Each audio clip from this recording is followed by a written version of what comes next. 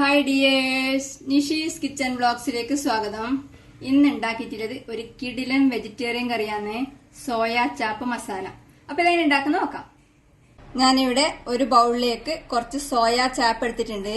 ഇത് soya chop എന്ന് തന്നെ പറഞ്ഞിട്ട് വാങ്ങിക്കാൻ കിട്ടും. വലിയ സൂപ്പർ മാർക്കറ്റുകളിൽ കിട്ടും, ഓൺലൈനിൽ കിട്ടും. ഞാനിപ്പം ആമസോണിൽ നിന്ന് വാങ്ങിച്ചത്.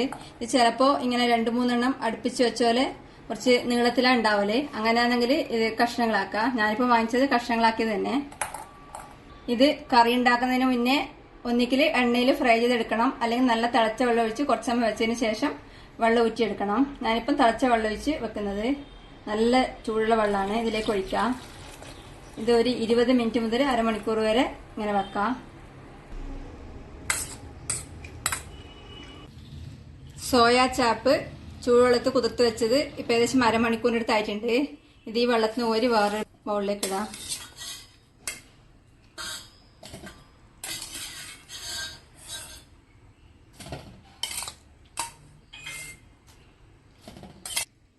ഇനി ഇതിലേക്ക് നോർമൽ വാട്ടർ ഒഴിച്ച് ഇത് വെള്ളത്തിൽ നിന്ന് പിഴിഞ്ഞെടുക്കാം. ഇതിങ്ങനെ വെള്ളത്തിൽ നിന്ന് പിഴിഞ്ഞെടുത്ത് ഒരു ബൗളിലേക്ക് മാറ്റാം.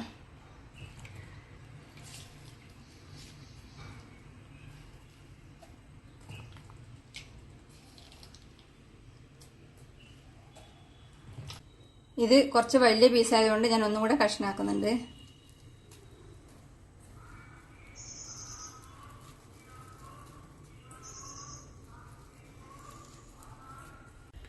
ഇതിന് മാരിനേറ്റ് ചെയ്യണം.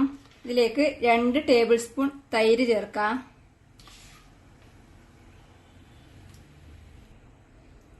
1/2 ടീസ്പൂൺ മഞ്ഞൾപ്പൊടി ചേർക്കാം. 1.5 ടീസ്പൂൺ മുളക് പൊടി ചേർക്കുന്നുണ്ട്. ഞാനിപ്പം പിരിയൽ മുളക് പൊടി എടുത്തിട്ടുള്ളത്.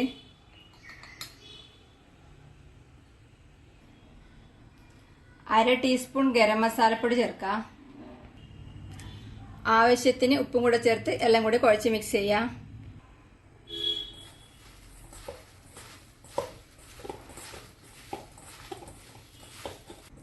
ഇപ്പോൾ ഇത് മാരിനേറ്റ് ചെയ്തെടുത്തിട്ടുണ്ട്.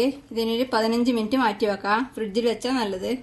ഇനി കറീന്റെ ഗ്രേവിക്ക് വേണ്ടി 2-3 ചേരുവകൾ വഴറ്റിയെടുക്കണം. ഞാനിവിടെ അടുപ്പത്ത് ഒരു ചീഞ്ചട്ടി വെച്ച് ചൂടാക്കിയിട്ടുണ്ട്. ഇതിലേക്ക് ഒരു 2 ടീസ്പൂൺ എണ്ണ ഒഴിച്ചു കൊടുക്കാം.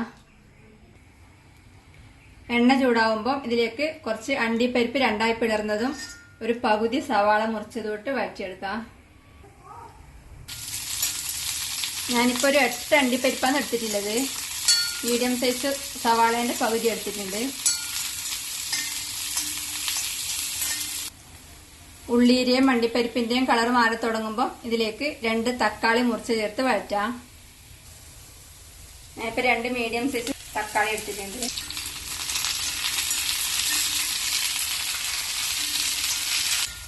തക്കാളിയുടെ തോല് ഇളകി വരുന്ന പാകത്തിനാകുമ്പം തീ ഓഫ് ചെയ്ത് ഒരു പ്ലേറ്റിലേക്ക് മാറ്റാം.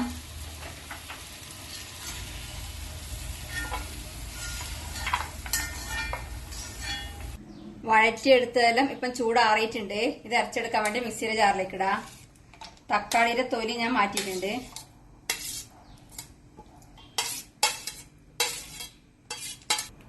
ഇതിലേക്ക് വളരെ കുറച്ച് വെള്ളം ഒഴിച്ച് നന്നായി അരച്ചെടുക്കാം. ഇപ്പോൾ നന്നായി അരച്ചെടുത്തിട്ടുണ്ട്. ഇനി കറി ഉണ്ടാക്കാൻ തുടങ്ങാം. അടുപ്പത്ത് ഒരു കടായി വെച്ച് ചൂടാക്കിയിട്ടുണ്ട്. ഇതിലേക്ക് 1 ടേബിൾ സ്പൂൺ എണ്ണ ഒഴിക്കാം. ഞാനിപ്പം ഗ്രൗണ്ട് നട്ട് ഓയിൽ എടുത്തിട്ടില്ല, നിലക്കടല എണ്ണ. എണ്ണത്തോരം നെയ്യ് എടുത്താൽ കുറച്ചും കൂടി അധികം ടേസ്റ്റ് ആയിരിക്കും. അല്ലെങ്കിൽ വെളിച്ചെണ്ണ ഇല്ലാത്ത ഏതെങ്കിലും എണ്ണ എടുക്കാം.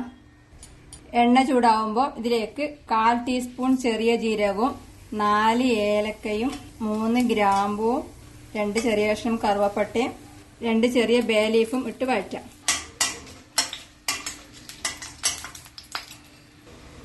ഈ സ്പൈസസ് എല്ലാം മൂത്ത് നല്ല മണം വരുമ്പോൾ ഇതിലേക്ക് ഒരു പകുതി സവാള ചെറുതായി മുറിച്ച് ചേർക്കാം. കുറച്ച് സമയം ഇളക്കി വഴറ്റാം.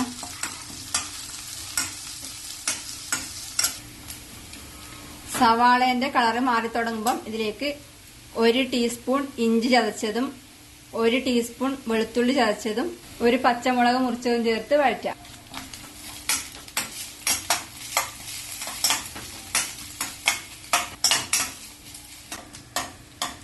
ഇഞ്ചിയുടെയും വെളുത്തുള്ളിയുടെയും നല്ല മൂത്ത മണം വരുമ്പം തീ കുറച്ച് വെച്ച് ഇതിലേക്ക് 1/4 ടീസ്പൂൺ മഞ്ഞൾപ്പൊടിയും 1 ടീസ്പൂൺ പിരിയൽമുളക് പൊടിയും 1 ടീസ്പൂൺ മല്ലിപ്പൊടിയും 1/4 ടീസ്പൂണിനെക്കാളും കുറച്ച് ജീരകപ്പൊടിയും ചേർത്ത് വഴറ്റാം.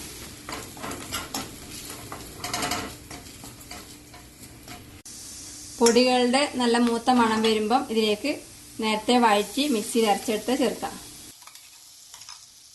ഇതിളക്കി വഴറ്റാം.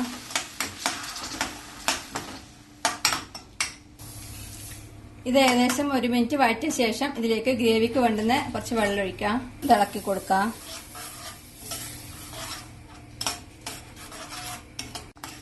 ഇതിലേക്ക് ആവശ്യത്തിന് ഉപ്പ് ചേർത്ത് ഒന്ന് ഇളക്കി കൊടുക്കാം.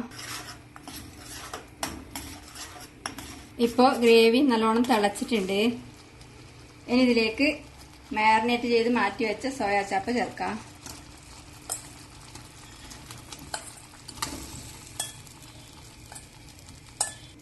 ഇത് നല്ലോണം ഇളക്കി മിക്സ് ചെയ്യാം.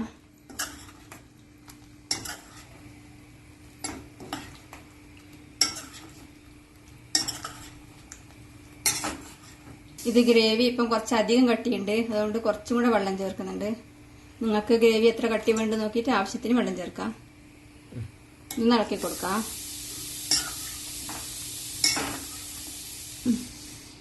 ഇതിനി അടച്ചു വെച്ച് തീ മീഡിയം ഫ്ലെയിമിൽ വെച്ച് ഏകദേശം ഒരു 8 മുതൽ 10 മിനിറ്റ് വരെ വേവിച്ചെടുക്കാം. ഇതിപ്പോ അടച്ച് പോവാൻ വെച്ചിട്ട് ഏകദേശം 10 മിനിറ്റിന്റെ അടുത്തായി. ഞാൻ ഇടയ്ക്ക് 1-2 വട്ടം തുറന്ന് ഇളക്കി കൊടുത്തിട്ടുണ്ടായിരുന്നു. ഇതൊന്ന് ഇളക്കി കൊടുക്കാം.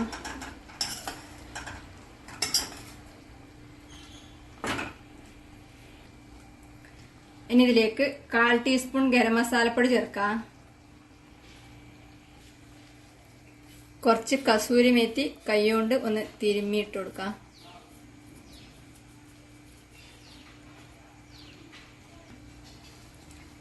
ഇതൊന്ന് ഇളക്കി കൊടുക്കാം.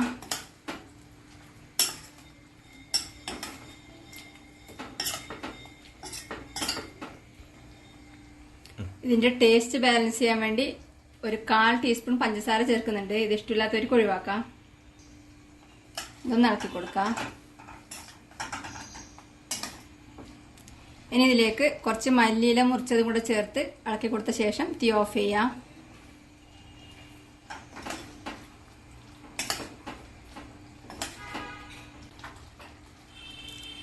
നല്ല കിടിലൻ ടേസ്റ്റിൽ സോയാ ചാപ്പ് മസാലക്കറി റെഡിയാണ്. ഇതിനൊരു ബൗളിൽ സെർവ് ചെയ്യാം. കണ്ടിട്ട് കൊതിയാവുന്നില്ലേ? ഇത് ചിക്കൻ കറീനെ തോപ്പിക്കുന്ന വെജിറ്റേറിയൻ കറിയാണ്. കിടിലൻ ടേസ്റ്റാണ്.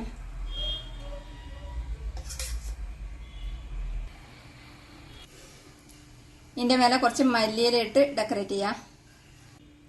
ഇത് ചപ്പാത്തിന്റെ കൂടെയും റൊട്ടീന്റെ കൂടെയും ദോശേന്റെ കൂടെയൊക്കെ നല്ല കോമ്പിനേഷനാണ്. നല്ല കിടിലൻ ടേസ്റ്റാണ്. ഉണ്ടാക്കി കഴിക്കുക. അഭിപ്രായങ്ങളും നിർദ്ദേശങ്ങളും അറിയിക്കുക. സബ്സ്ക്രൈബ് ചെയ്യുക, സപ്പോർട്ട് ചെയ്യുക. Thank you.